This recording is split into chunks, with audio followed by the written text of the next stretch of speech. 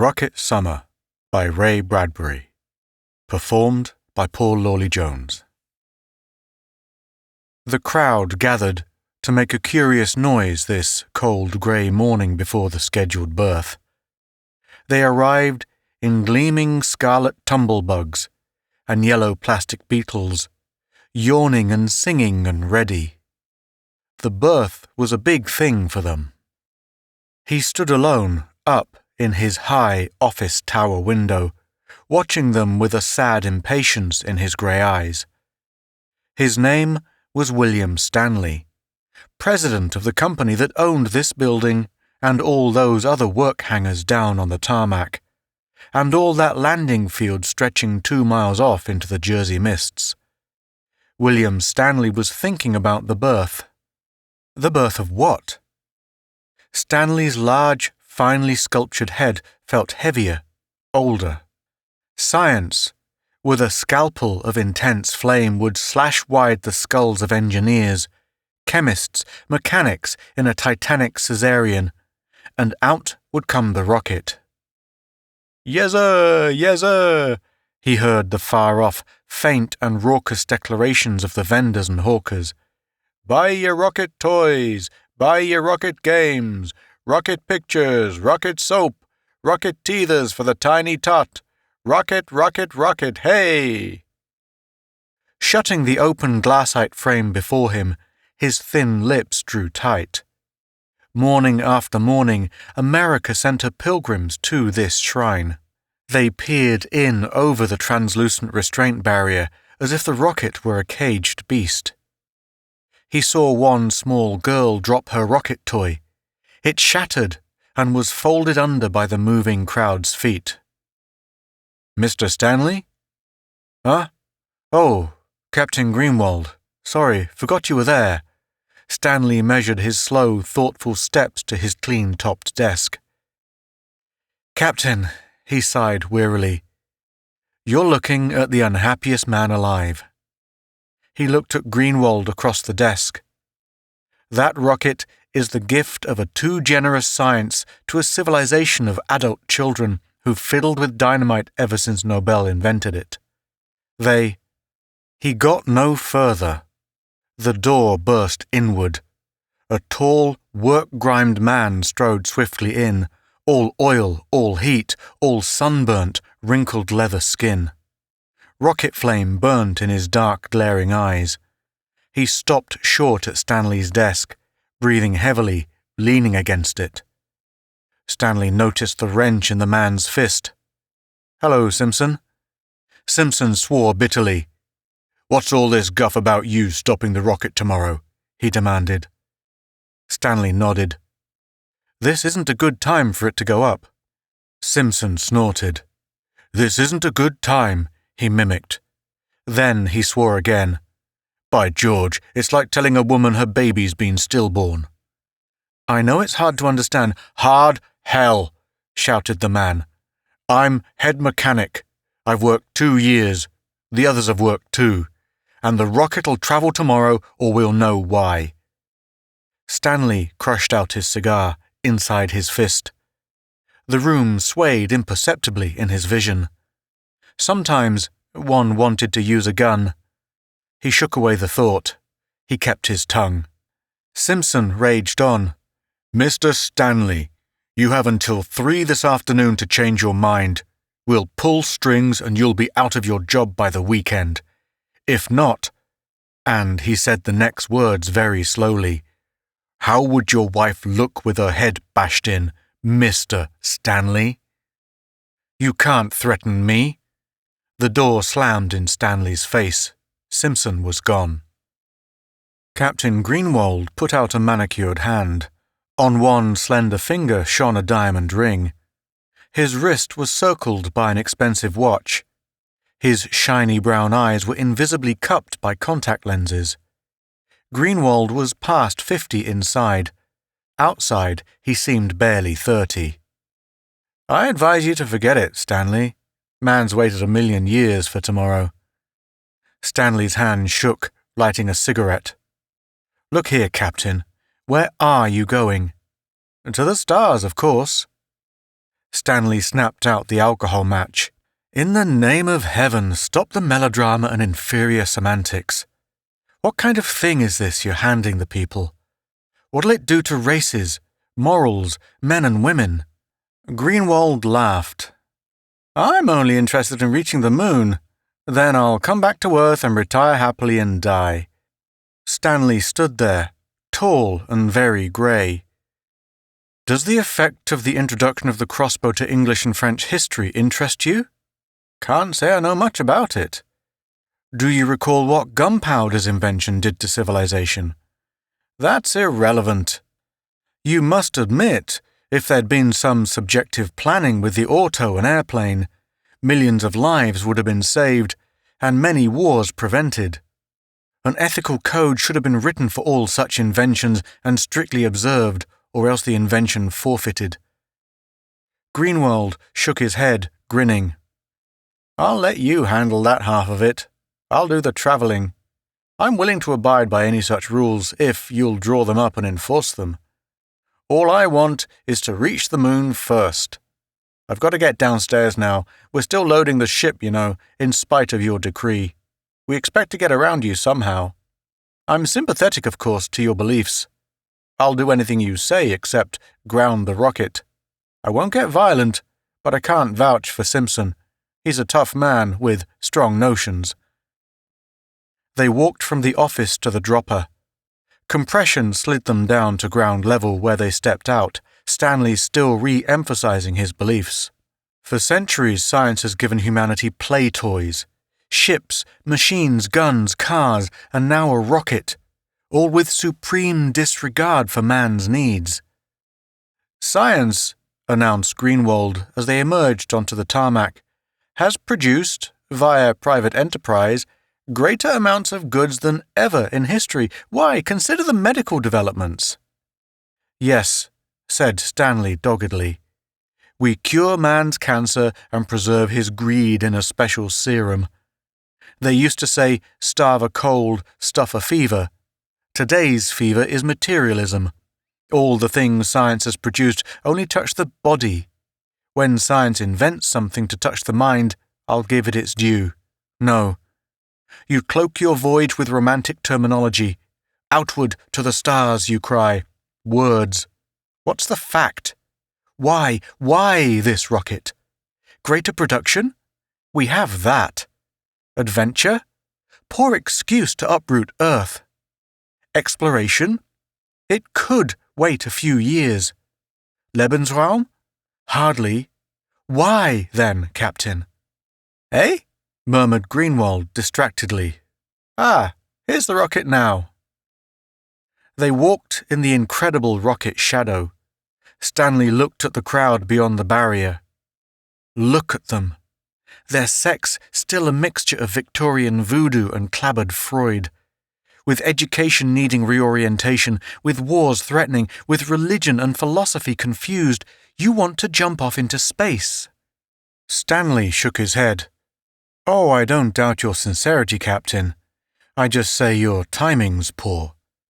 If we give them a rocket toy to play with, do you honestly think they'll solve war, education, unity, thought? Why, they'd propel themselves away from it so quickly your head'd swim. Wars would be fought between worlds. But if we want more wars, let's have them here where we can get at their sources, before we leap to the asteroids seeking our lost pride of race. What little unity we do have would be broken by countries and individuals clamoring and cutthroating for planets and satellites. Pausing, Stanley saw the mechanic standing in the rocket shadow, hating him. Outside the barrier, the crowd recognized him. Their murmur grew to a roar of disapproval. Greenwald indicated them. They're wondering why you waited so long before deciding to stop the rocket. Tell them I thought there'd be laws controlling it. Tell them the corporations played along, smiling and bobbing to me until the rocket was completed. Then they threw off their false faces and withdrew the legislation only this morning. Tell them that, Captain. And tell them the legislation I planned would have meant a slow, intelligent rocket expansion over an era of 3 centuries. Then ask them if they think any businessman could wait even 5 minutes. Captain Greenwald scowled. All I want to do is prove it can be done. After I come back down, if I can help in any way to control the rocket, I'm your man, Stanley. After I prove it's possible, I don't care what in hell happens. Stanley slid into his copter, waved morosely at the captain. The crowd shouted, waved its fists at him over the barrier. He sat watching their distorted, sullen faces. They detested him. The rocket balloon man, the rocket soap man, the tourists detested him. What was more, when his son Tommy found out, Tommy would hate him too. He took his time, heading home. He let the green hills slide under. He set the automatic pilot and sank back into the sponge softness, suspended in a humming, blissful dream. Music played. Cigarettes and whiskey were in reach if he desired them. Soft music. He could lapse back into the dreaming tide, dissolve worry, smoke, drink, chortle, luxuriously sleep, forget, pull a shell of synthetic, hypnotizing objects in about himself. And wake 10 years from today with his wife disintegrating swiftly in his arms. And one day see his son's skull shattered against a plastic wall. And his own heart whirled and burst by some vast atom power of a starship passing Earth far out in space.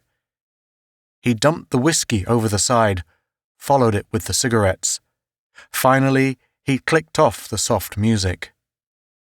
There was his home. His eyes kindled.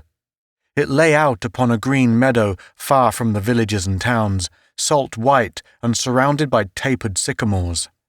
As he watched, lowering his copter, he saw the blonde streak across the lawn. That was his daughter, Alice. Somewhere else on the premises, his son gambled. Neither of them feared the dark. Angrily, Stanley poured on full speed. The landscape jerked and vanished behind him. He wanted to be alone. He couldn't face them yet. Speed was the answer.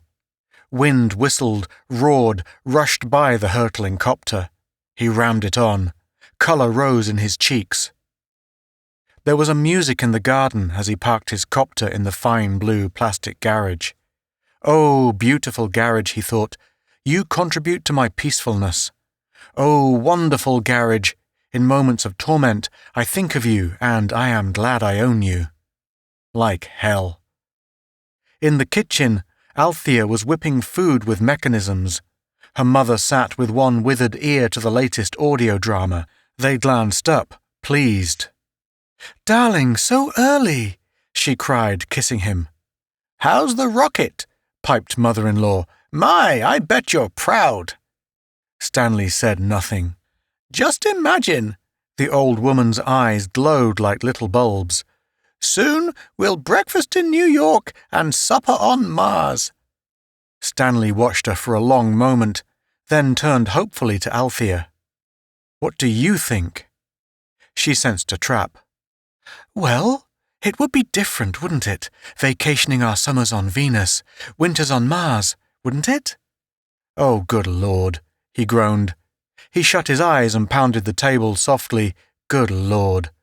"Now what's wrong? What did I say?" demanded Althea, bewildered. He told them about his order preventing the flight. Althea stared at him. Mother reached and snapped off the radio. "What did you say, young man?" He repeated it. Into the waiting silence came a distant phew. Rushing in from the dining room, flinging the kitchen door wide, his son ran in, waving a bright red rocket in one grimy fist. "Phew! I'm a rocket! Gangway! Hi, Dad!" He swung the ship in a quick arc. "Gonna be a pilot when I'm 16? Hey!" He stopped. "What's everybody standing around for?" He looked at Grandma. "Grammy?" He looked at his mother. "Mum?" And finally at his father. "Dad?" His hand sank slowly. He read the look in his father's eyes. "Oh, gosh!" By 3 o'clock that afternoon, he had showered and dressed in clean clothes. The house was very silent. Althea came and sat down in the living room and looked at him with hurt, stricken eyes. He thought of quoting a few figures at her. 5 million people killed in auto accidents since the year 1920. 50,000 people killed every year now in copters and jet planes. But it wasn't in the figures. It was in a feeling he had to make her feel. Maybe he could illustrate it to her. He picked up the hand audio, dialed a number. "Hello, Smitty." The voice on the other end said clearly, "Oh, Mr. Stanley?" "Smitty, you're a good, average man, a pleasant neighbour, a fine farmer. I'd like your opinion. Smitty, if you knew a war was coming, would you help prevent it?" Althea was watching and listening. Smitty said, "Hell yes, sure." "Thanks, Smitty. One more thing. What's your opinion of the rocket?" "Greatest thing in history. Say, I heard you were going to—" Stanley did not want to get involved. He hurriedly excused himself and hung up. He looked directly at his wife. "Did you notice the separation of means from end? Smitty thinks two things. He thinks he can prevent war, that's one. He thinks the rocket is a great thing, that's number two, but they don't match, unfortunately. The rocket isn't a means to happiness the way it'll be used. It's the wrong means. And with a wrong means, you invariably wind up with a wrong end. A criminal seeks wealth. Does he get it? Temporarily. In the end, he suffers. All because he took the wrong means. Stanley held his hands out uselessly. "How can I make you understand?" Tears were in her eyes. "I understand nothing, and don't need to understand. Your job, they'll take it away from you and fly the rocket anyway." "I'll work on the legislation again, then." "And perhaps be killed? No, please, Will." Killed. He looked at his watch. Exactly 3. He answered the audio when it buzzed. "Stanley talking." "Stanley, this is Cross at Caltech." "Cross, good Lord, it's good to hear you." "I just heard the new flash," said Cross. He had the same clipped, exact voice he'd had years ago, Stanley realized. "You're really on the spot this time, aren't you, Will? That's why I called. I like your ideas on machinery. I've always thought of machines myself as nothing but extensions of man's frustration and emotions, his losses and compensations in life. We agree, but you're wrong this time, Will. You made a mistake today." "Now don't you start on me. You're my last friend," retorted Stanley tiredly. "What else could I do? Destroy the rocket?" "That would be negative. No good. Give them something positive. Tell them to go ahead," advised Cross pleasantly enough. "Warn them, like a kindly father, of the consequences. Then, when their fingers are burnt—" "Humanity might go down the drain," finished Stanley abruptly. "Not if you play your cards right, control the variables. There must be some way around them without getting yourself mangled. I'm ready to help you when you have a plan. Think it over." "I still think blowing the damn thing up would be—" "They'd build a bigger one, and they'd persecute you and your family for the rest of your life," explained Cross logically. "You and I may know that science hasn't contributed one whit to man's mental progress, but Mr. Everyman likes his babies diapered in disposable tissues and likes to travel from Siberia to Johnstown like an infuriated bullet. You can't stop them. You can only divert them a bit." Stanley grasped the hand audio tightly. He listened. A great roar of copters sounded out in the afternoon sky, directly overhead. The house shook. Althea sprang up lithely and ran to look out. "I can't talk any more, Cross. I'll call you back. They're outside, waiting for me, now." Cross's voice faded like a dream. "Remember what I tell you. Let them go ahead." Stanley walked to the door, opened it, stepped half through. A radio voice boomed out of the bright blue sky. "Stanley!" it shouted. It was Simpson's voice. "Stanley! Come out and talk. Come out and tell us, Stanley. Stanley!" Althea would not stay in. She walked with him out onto the moist green lawn in the open. The heavens were flooded with copters whirling. The sun shook in its place. Copters hung everywhere like huge hummingbirds, swiveling, whirring. 500 of them at least, shadowing the lawns and shaking the housetops. "Oh, there you are, Stanley." Stanley shaded his eyes. His lips drew away from his teeth in a grimace as he stared upward, tense and afraid. "It's after 3 o'clock, Stanley," came the dull boom of words. In this moment, with the spiraling copter suspended over his lawn, over his wife and children and house, over himself and his beliefs, Stanley swallowed, stepped back, put his hands down and let the idea grow within him. Yes, he would give them their rocket. He would give it to them. You cannot fight the children, he thought. They must have their green apples. If you refuse them, they will find a way around you. Go along with their illogical tide and make logic of it. Let the children eat their full of green apples, many, many green apples to swell their vast stomach into sickness. Yes. A slow smile touched the corners of his mouth, vanished. The plan was complete. The voice from the sky fell on him like an iron fist. "Stanley, what is your word now? How will you speak now? With 1,000 pounds of nitroglycerin over your home, how will you talk?" The copters sank malignantly. Thunder swept the lawn. Althea's brilliant amber skirt flared in the wash of it. "Will the rocket fly, Stanley?" From the corners of his aching, straining eyes, Stanley saw his son poised in the window, watching him. "Raise your right hand and wave it," thundered the sky voice, "if the answer is yes." Stanley made them wait for it. He wetted his lips with a slow tongue. Then, gradually, very casually, he raised his right hand, palm up, and waved it to the thundering sky. A torrent of exultation poured in a Niagara from the heavens. 500 audios blasted, cheered, exulted. The trees ripped and tore in the cyclone of energy and explosion. The noise continued as Stanley turned, took Althea's elbow, and steered her blindly back to the door. The little black jet plane dropped out of the midnight stars. Moments later, Cross was getting out of it, crossing the dark lawn, grasping Stanley's hand warmly. "Made good time, eh?" Inside, they downed their glasses of brandy first, then got to business. Stanley outlined his plan, his contacts, his psychology. He was pleased and excited to see an extraordinary smile of approval come to Cross's pink, round face.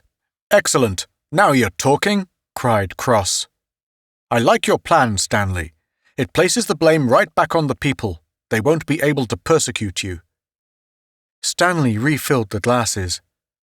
"I'll see to it you're on the rocket tomorrow. Greenwald, he's the captain, will cooperate, I'm certain, when the trip is over. It's up to you and Greenwald then." They raised their glasses. "And when it's all over," observed Cross slowly, "we'll have the long, hard struggle to revise our educational system, to begin to apply the scientific method to man's thinking, instead of just to his machines. And when we've built a logical, subjective world, then it'll be safe to make machines of all and any kinds. Here's to our plan. May it be completed." They drank. The next day, 2 million people spread over the rolling hills, through the tiny Jersey towns, sitting atop bugs and plastic beetles. An excitement pervaded the day. The sky was a blue vacuum, the copters grounded by law. The rocket lay gleaming and monstrous and silent. At noon, the crew ambled across the tarmac, Captain Greenwald leading. Cross walked among them. The huge metal doors slammed, and with a blast of gargantuan flame, the rocket heaved upward and vanished. People cheered and laughed and cried. Stanley watched his son and daughter and mother-in-law do likewise. He was deeply pleased to see that Althea did not join them. Hand in hand, they watched the sky dazzlement fade. The first rocket to the moon was gone. The world was drunkenly happy in its delirium. 2 weeks passed slowly. Astronomers were unable to keep an eye on the rocket. It was so small and unaccountable in the void between Earth and lunar surface. Stanley slept little in the passing of the 14 days. He was constantly attacked by fears and confusions of thought. He dreamed of the rocket going up. He had seen men month on month walking in the metal shadow of their wonderful rocket, patting it with their greasy, calloused hands, loving it with their quick, appreciative eyes. If for one moment you let yourself think of it, you loved it too, for even though it symbolized wars and destruction, you had to admire its balance and slenderness of structure. With it, you could rub away the fog cosmetic of Venus, redelineate its prehistorically shy face. And there was Mars, too. Man had been imprisoned 1,000,000 years. Why not freedom now, at last? Then he labelled all these fantasies by their correct name, escape, and settled back to wait the return of the rocket. The moon rocket is returning. It will land this morning at 9 o'clock. Everybody's audio was blatting. Like a yellow seed, the rocket dropped down the sky to sprout roots of flame on which to cushion itself. It fried the tarmac, and a vast deluge of warm air rushed across the country for miles. People sweltered amidst a sudden rocket summer. In his tower room, William Stanley watched, solemn and wordless. The rocket shimmered. Across the cooling tarmac, the crowd rioted, bursting through the barrier, sweeping the police aside in elation. The tide halted and boiled and changed form, layer upon layer. A vast hush came upon it. Now the round airlock door of the rocket jetted out air in a compressed sigh. The thick door, sandwiched into the ship hull, took 2 minutes to come outward and pull aside on its oiled hingework. The crowd pressed closer, flesh to flesh, eyes widened. The door was now open completely. A great cheer went up. The crew of the moon rocket stood in the airlock. The cheer faded almost instantly. The crew of the rocket were not exactly standing. They were hunched over. The captain stepped forward. Well, he didn't exactly step. He sort of dragged his feet and shambled. He made a speech. But all it sounded like, coming from his twisted, swollen lips, was, oh God, dis-ease, He held out his grey-green fingers, raw, bleeding for all to see. He lifted his face. Those red things, were they actually eyes? That depression, that fallen socket, had it been a nose? And where were the teeth in that gagging, hissing mouth? His hair was thin and grey and infected. He stank. The hypnotic silence was shattered. The first line of people turned and clawed at the second line. The second turned instinctively to claw the third, and so on. The television cameras caught it all. Screams, yelling, shouting. Many fell and were trampled, crushed under. The captain and his crew came out, gesturing, calling them to come back. But who would heed their rotting movements? The ridiculous souvenir seekers trampled each other, ripping the clothes from one another's backs. A souvenir? A scab of crawling flesh? A drop of yellow fluid from their gaping wounds? Souvenirs for Earth. Buy them right here. Get them while they last. We mail anywhere in the United States. The characters in order of appearance. The captain, the astrogator, held sagging between 2 astronomers, who were followed by 16 mathematicians, technicians, chemists, biologists, radiomen, geographers, and machinists. Shamble forth, gentlemen, and bring the brave new future with you. The balloon vendor, in flight, jettisoned his entire stock. Rubber rockets floated wildly, crazily bobbing, bouncing the river of rioting heads until they were devoured, exploded, and crumpled underfoot. Sirens sounded. Police beetles rushed to the field exits. 10 minutes later, the tarmac was empty. No sign of captain or crew. A few shreds of their fetid clothing were found, partially disintegrated.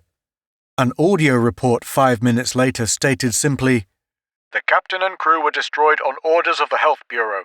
An epidemic was feared." The sounds of riot faded. The door to Stanley's office opened. Someone entered and stood behind him and closed the door. Stanley did not turn from the window for a moment. 50 people injured, 5 of them critically. I'm sorry for that. But it was a small price for the world's security. He turned slowly. A horrible creature stood, diseased and swollen, before him. A captain's uniform, filthy and torn, hung tattered from the disgusting flesh. The creature opened its bleeding mouth. "How was it?" the creature asked muffledly. "Fine," said Stanley. "Did you reach the moon?" "Yes," replied the creature. "Captain Greenwald sends his regards to you. He says he knows we can do it again and again, any time we want now, and that's all he wanted to know. He wishes you luck and tells you to go ahead. We landed the rocket on the way back from the moon, first of all, up at Fairbanks, Alaska, outside the settlement, naturally, during the night. Things worked as you planned them. We changed crews there. There was a minor fight. Simpson and the original crew, including Captain Greenwald, are still up there under psychohypnosis. They'll live out their lives happily, unaware with new names. They won't remember anything. We took off from Fairbanks again this morning with the new crew and our act all rehearsed. I think we did all right." "Where's the substitute crew now?" inquired Stanley. "Downstairs," said the creature, "getting psychoed themselves, getting mental blocks inserted so they'll forget they ever fooled the world today. Then we'll send them back to their regular jobs. Can I use your shower?" Stanley pressed a button. A panel slid aside. "Go ahead." The creature pulled its face around the edges until it shed off into its hands. A green-grey pallid mask of plastic rubber. The sweating pink face of Cross appeared. He wriggled his fingers next until the green-grey, chemically bleeding horror gloves sucked off. He tossed these into a wall incinerator. "The day of the rocket is over," he said quietly. "They'll be putting your bill up before the world legislature tomorrow, or I miss my guess. Carefulness, thought, and intellect will now get a start. Humanity is saved from itself." Stanley watched Cross walk into the shower cube, peel and switch on the spray. He turned to the window again. 2 billion people were thinking tonight. He knew what they were thinking. Outside, he heard the explosion as the health department blew up the great rocket. That was all. The sound of water on the shower tiles was a good, clean sound.